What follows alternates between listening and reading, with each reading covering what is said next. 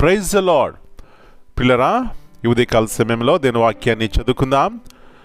సామెతల గ్రంథము 28వ అధ్యాయము 25వ వచనం. Proverbs 28 and 25. యెహోవా యందు నమ్మకముంచువాడు వర్ధిల్లును. He that putteth his trust in the Lord shall be made fat. యేసు ప్రభువు యొక్క శ్రేష్టమైన నామములో పిల్లరా, మీ అందరికీ శుభములు తెలియజేస్తున్నాను.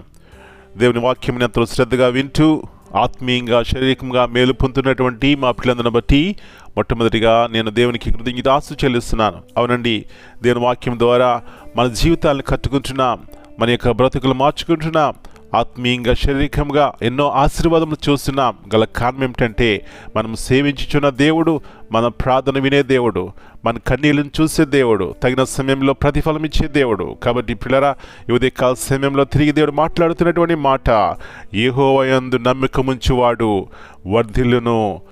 యెహోవా యందు నమ్మకం ఉంచడం అంటే ఏమిటి? మన జీవితాల్లో కొన్నిసార్లు మనం అనుకోవచ్చు, ఈ కార్యం నా జీవితంలో జరగదు, అది నాకు సాధ్యము కాదు, నా కుటుంబంలో సాధ్యం కాదు అని మన ఆలోచన. కానీ దేవుని యందు నమ్మకం ఉంచినప్పుడు నా దేవుడు చేయగలడు, ఎందుకంటే ఆయన శక్తిమంతుడు.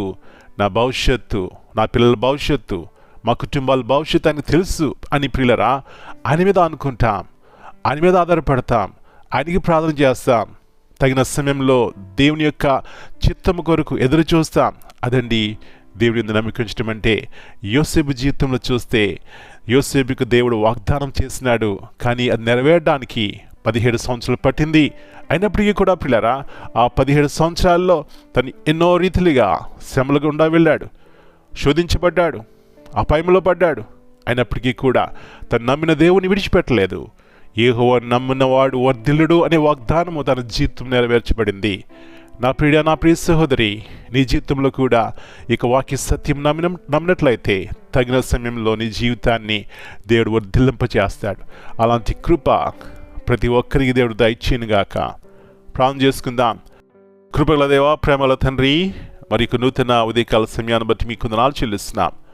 నా పట్ల, మా పట్ల, ప్రతి ఒక్కరి పట్ల మీకు ఉన్నతమైనటువంటి ప్రేమను చూపెడుతూ ప్రభువా, ఎన్నో రీతిలుగా మమ్మల్ని ఆదుకుంటూ ప్రభువా, మమ్మల్ని ఆదరిస్తున్నటువంటి దేవా, మీ పరిశుద్ధమైన శ్రేష్టమైన నామమును బట్టి మీకు వందనాలు చెల్లిస్తున్నాం. తిరిగి ఉదయకాల సమయంలో మీరు మాతో మాట్లాడుతున్నారు ప్రభువా.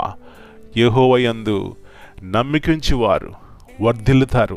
అవునాయన, మేమందరము కూడా ఆత్మీయంగా శారీరకంగా వర్ధిల్లాలని, మేము చేసే పనిలో వర్ధిల్లాలని, అది మా జీవితాలకి ప్రయోజనకరంగా ఉండాలని మీరు ఆశపడుతున్నారు. కానీ ఎన్నోసార్లు మా విశ్వాసము తగిన రీతిగా లేని కారణం చేత మా పాపను బట్టి కూడా ప్రభువా వర్ధిల్లలేకపోతున్నాం. క్షమించండి ప్రభువా. తిరిగి మాట్లాడుతున్నారు, మీ యందు విశ్వాసం ఉంచేవారు ధన్యులు, అంటే నమ్మకం ఉంచేవారు వర్ధిల్లుతారు ప్రభువా.